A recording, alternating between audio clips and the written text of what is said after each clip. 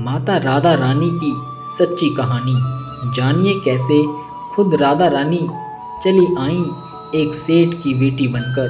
दोस्तों, इस कहानी में हम बात करेंगे कि किस तरह जब हम सच्चे मन से भगवान को पुकारते हैं तो वह दौड़े चले आते हैं और हमारी पुकार ज़रूर सुनते हैं। दोस्तों, भगवान को भी अपने एक सच्चे भक्त की उतनी ही ज़रूरत होती है जितनी हमें भगवान की होती है। आज हम आपको बताएंगे कि अगर आपके जीवन में किसी चीज़ का अभाव है तो उसकी जगह भगवान का भाव प्रकट करके आप जीवन से उसकी कमी को दूर कर सकते हैं और आपकी परेशानी बहुत जल्दी माफ़ हो जाएगी। दोस्तों, आज हम बात करते हैं कि किस तरह बरसाना गांव में एक सेठ की पुत्री बनकर खुद राधा रानी आई हैं। दोस्तों, एक बार की बात है, बरसाना गांव में एक सेठ रहता था जो बहुत धनी था। उसके 3 पुत्र थे परंतु उसकी कोई पुत्री नहीं थी। कुछ समय पश्चात उसकी पत्नी का देहांत हो गया और सभी पुत्रों की शादी हो गई। सभी पुत्रों ने अपने अपने कार्य में व्यस्त रहने लगे। अपने बच्चों में अपनी पत्नी के साथ सेठ के दिल की बात सुनने वाला कोई नहीं था। सेठ को शुरू से ही इस बात का बहुत दुख था कि उसकी कोई पुत्री नहीं है, लेकिन अब उसकी पत्नी का भी देहांत हो गया है। उसके बाद और ज़्यादा दुखी होने लगा। इस बात को लेकर सेठ बहुत परेशान रहने लगा कि उसकी कोई पुत्री नहीं है।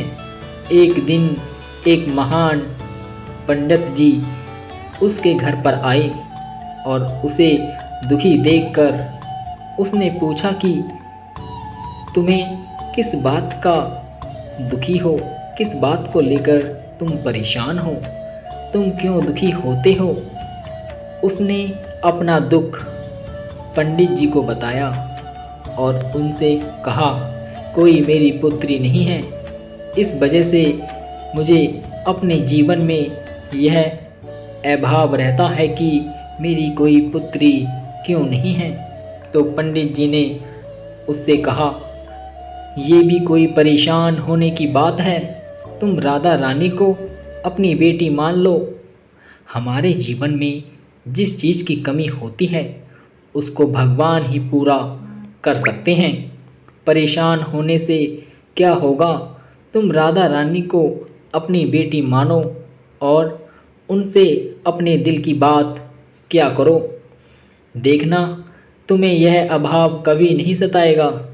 सेठ को पंडित जी की यह बात बहुत अच्छी लगी और वह ऐसा ही करता।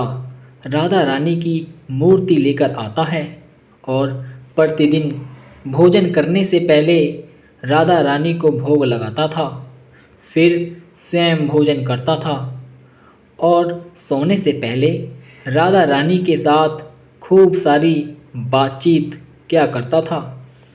ऐसे ही करते करते वह दिल से राधा रानी को अपनी बेटी मानने लगा और वह भूल ही गया कि उसकी कोई बेटी नहीं है। उसे इस बात का आभास होने लगा कि उसकी पुत्री सच में है और वह बहुत दिल से राधा रानी को पुत्री मानने लगा।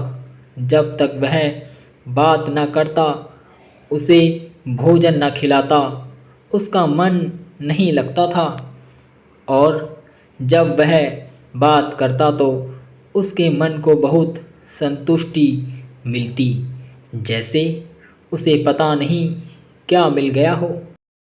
तो दोस्तों, एक दिन सेठ के घर पर एक चूड़ी बेचने वाली मनहारन आती थी और वह उसकी बहुओं को चूड़ियाँ पहना कर जाती थी। एक दिन वह चूड़ी बेचने घर पर आई और उसने सेठ के बेटे की तीनों बहुओं को चूड़ियाँ पहनाई। उसके साथ जब सेठ की बहू चूड़ी पहनकर चली गई तो उसके सामने एक और कन्या आई और उसने कहा कि मुझे भी चूड़ी पहना दो। चूड़ी वाली ने सोचा कि शायद सेठ के घर पर कोई मेहमान आया है, तो उसने उसको भी चूड़ी पहना दी। उसके बाद वह चूड़ी वाली सेठ से पैसे मांगने सेठ की दुकान पर पहुंची और बोली कि चूड़ी के पैसे आप मुझे दे दो। उसने पहले से अधिक पैसे मांगे तो सेठ ने कहा कि तुमने चूड़ी का दाम बढ़ा दिया है क्या? तो उसने कहा नहीं, मैंने चूड़ी का दाम तो नहीं बढ़ाया, परंतु आज मैं 4 को चूड़ी पहना कर आई हूँ। उसने कहा मेरे घर पर तो 3 ही बहू हैं। तो उसने कहा नहीं, मैंने आज 4 को चूड़ी पहनाई हैं। सेठ ने कहा कि तुमसे कोई गलती हुई है, मेरे घर पर तो चूड़ी पहनने के लिए मेरी सिर्फ 3 ही बहू हैं। तो उसने तीनों के पैसे चूड़ी वाली को दे दिए और चूड़ी वाली ने भी बिना कुछ कहे पैसे लेकर अपने घर चली गई। रात को सेठ घर पर आता है और हमेशा की तरह राधा रानी को भोग लगाकर खूब सारी बातें करता है और उसके बाद वह सो जाता है। रात को सेठ के सपने में राधा रानी आईं और कहने लगीं, बाबा, तुमने चूड़ी वाली को मेरी चूड़ी के पैसे क्यों नहीं दिए? जब तुम मुझे अपनी बेटी मानते हो, तुमने मेरी चूड़ी के पैसे क्यों नहीं दिए? और ऐसा कहकर एक लाडली बेटी की तरह रोने लगी। यह सब देखकर सेठ की आंखें खुल गईं और वह भी रोने लगा। जब सुबह हुई तो वह चूड़ी वाली के घर पर गया और वहाँ पर बहुत सारा धन उसके पैरों में रख दिया। उसने बताया कि तुम कल सच बोल रही थी, तुमने कल 4 को ही चूड़ी पहनाई थी। मैंने राधा रानी को अपनी बेटी माना है। तुम बहुत भाग्यशाली हो जिसको राधा रानी के दर्शन हुए हैं। मैं इतने दिन से उनके दर्शन को तड़प रहा था, तुमने एक बार में ही उनके दर्शन कर लिए। यह बोलकर रोने लगा और बोला कि तुम्हें चूड़ी का जो भी दाम चाहिए मुझसे मांग लीजिए।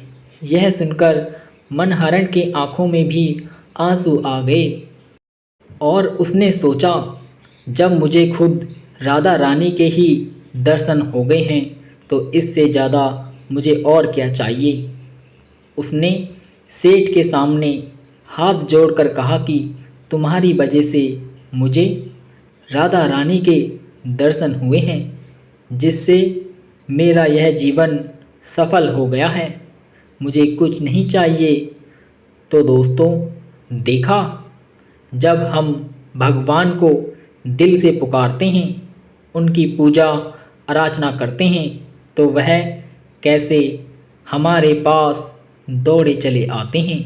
आशा करता हूँ आपको यह कहानी बहुत अच्छी लगी होगी और आप भी अगर किसी वस्तु को लेकर परेशान हैं तो भगवान से प्रार्थना कर सकते हैं, वह आपकी प्रार्थना ज़रूर सुनेंगे। अगर ये कहानी आपको अच्छी लगी हो तो नीचे कमेंट के माध्यम से अपने विचार लिखना ना भूलें। आइए मेरे साथ मिलकर बोलिए, जय श्री राधे राधे।